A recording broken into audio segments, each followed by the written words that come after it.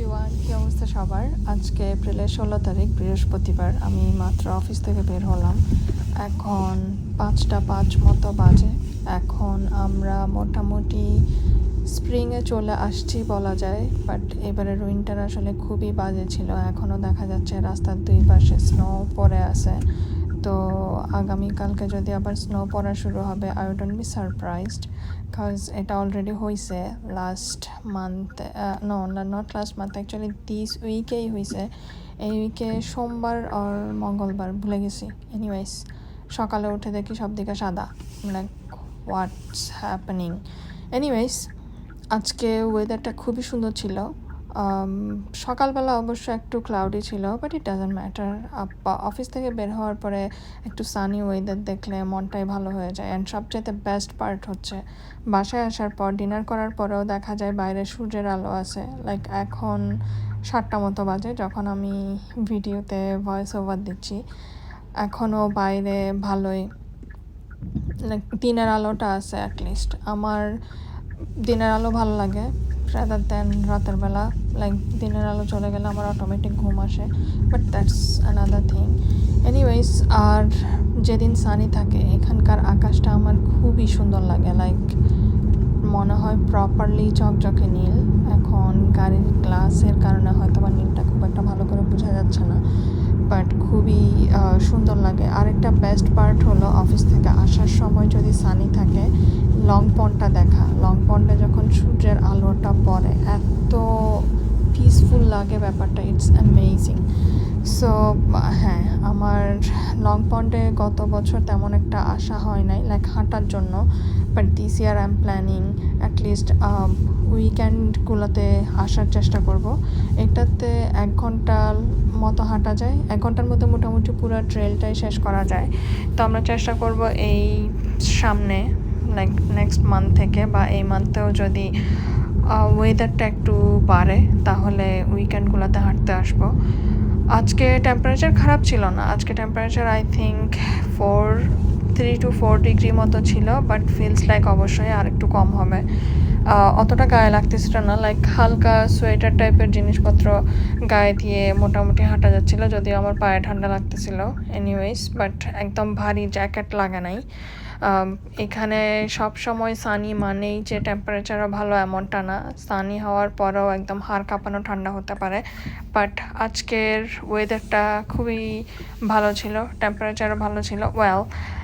আমার মনে হয় আমরা একটু বেশি খুশি হয়ে যাই ওয়েদার যদি ভালো থাকে, অ্যান্ড আমাদের টক অফ দ্য ডে হয়ে যায় weather, temperature. And it's funny আমরা কি পরিমাণ ওয়েদার অ্যান্ড টেম্পারেচার নিয়ে কথা বলি, কারণ আমরা খুব বেশি ভালো ওয়েদার খুব একটা পাই না।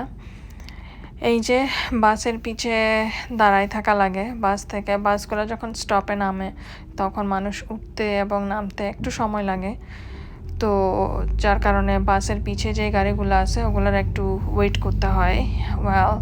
আমার আজকে বাসটা দেখে, গাড়িতে লাইক আসার সময় বাসটা দেখে চিন্তা করতেছিলাম আমার স্টুডেন্ট লাইফের দিনগুলোর কথা।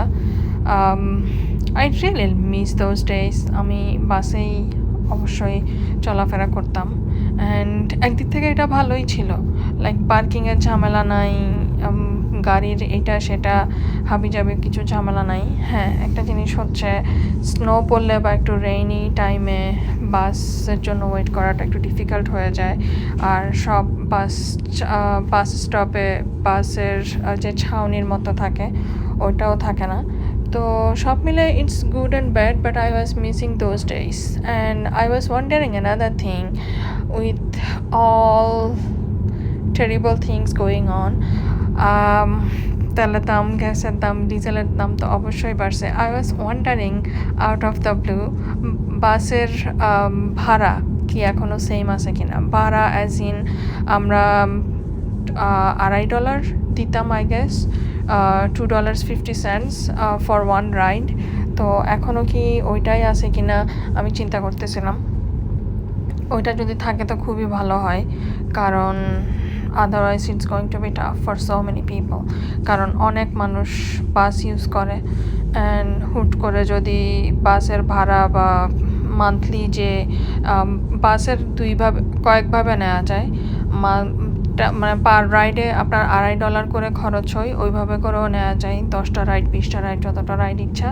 আবার মান্থলি একটা পাস নেওয়া যায়। মান্থলি পাসটা আই থিঙ্ক $75 ছিল 2022-এর দিকে যখন আমি এখানে আসছিলাম। অ্যান্ড এরপরে এখন কত আমি ঠিক জানি না, বাট অনেকেই এই মান্থলি পাসটা ইউজ করেন। এটা সুবিধা, মান্থলি পাস নিলে আপনার যতবার ইচ্ছা যতগুলো ইচ্ছা রাইড দেওয়া যায়, ইট ডাজন্ট ম্যাটার। পাস নিলে রাইড কিনলে একটু প্রবলেম হয়। প্রবলেম অ্যাজ ইন আপনার যদি ধরেন 2 নম্বর বাসে উঠে আপনি কোথাও গেলেন, উইদিন 30 মিনিটস আপনি যদি ওই 2 নম্বর বাসে উঠে আবার কোথাও যেতে চান, আপনার আবার আরেকটা রাইড নিতে হবে। অর্থাৎ আপনার যদি 10টা রাইড থাকে তাহলে উইদিন দ্যাট 30 মিনিটস 2টা রাইড চলে গেল। বাট যদি what M I saying, yes, যদি বাস থাকে তাহলে জিনিসটা খুব ইজি হয়। এনিওয়েজ, এই তো গেল বাস কথন। আমার এই গাছগুলোতে কখন পাতা আসবে ওইটার জন্য আমি ওয়েট করতেছি। আমার মনে হয় না খুব বেশি সময় লাগবে। গত বছর এটা মনে হয়েছিল যে 1 সপ্তাহের মধ্যে হুট করে সবগুলা গাছ ভর্তি পাতা চলে আসছিল। তো অবশ্যই 1 সপ্তাহের মধ্যে আসা নাই, হয়তো বা কলি ফুটছিল অ্যান্ড অল, বাট 1 সপ্তাহের মধ্যে একদম সবগুলা কলি থেকে পাতা বের হয়ে মনে হয়েছিল যে আরে 1 সপ্তাহের মধ্যেই সব গাছে পাতা চলে আসছে। বাট এনিওয়েজ, এই বছর আশা করি, আই ডোন্ট নো কতদিন লাগবে আসলে, আশা করি খুব তাড়াতাড়ি পাতা চলে আসবে, কারণ গাছগুলা অনেক দিন ধরে এরকম শুকনো মরা অবস্থায় দেখে আর ভালো লাগতেছিল না। তো সূর্যটা একদম মুখের উপর পড়তেছিল, which is good and bad. সূর্যের দিকে ডিরেক্ট তাকানোটা ক্ষতিকর অফকোর্স। আর অনেকে বলে সূর্যের আলো থেকে ভিটামিন ডি পাওয়া যায়। আসলে কতটুকু ভিটামিন ডি বা পাওয়া যায় সূর্যের আলো থেকে, কারণ আমরা তো ফুললি কাভার্ড থাকি। লাইক হয়তো বা ফেসের শুধু অল্প একটু করে দেখা যায়, বাকিটা তো ফুললি কাভার্ডই থাকে। তো সূর্য আর কতটুকুই বা কী করতে পারে। অ্যান্ড ডিরেক্ট সানে তো আসলে বাইরে তো আসলে যাওয়া হয় না, হয়তো বা ক্লাসের ভিতরে থাকি, গাড়ির ভিতরে থাকি, বাসার ভিতরে থাকি, ওই উইন্ডো দিয়ে যা একটু সূর্যের আলো আসে, বাট ওইটা দিয়ে তো ভিটামিন তৈরি হওয়ার মতো রে আসলে বডিতে প্রবেশ করে না। So I think rather than depending only on like sunlight, I think it's better to take vitamin D like pills, cause vitamin D এর ডেফিসিয়েন্সি হলে অনেক বেশি প্রবলেম ফেস করতে হয়। আমি sufferer, so I'm really serious about taking vitamin D. And vitamin D লেভেলটাও test করা যায়। আমার মনে হয় বাংলাদেশেও অনেকেই ভিটামিন ডি ডেফিসিয়েন্সিতে ভুগে, বাট ওরা হয়তো বা জানে না। So be careful and take all those test. By.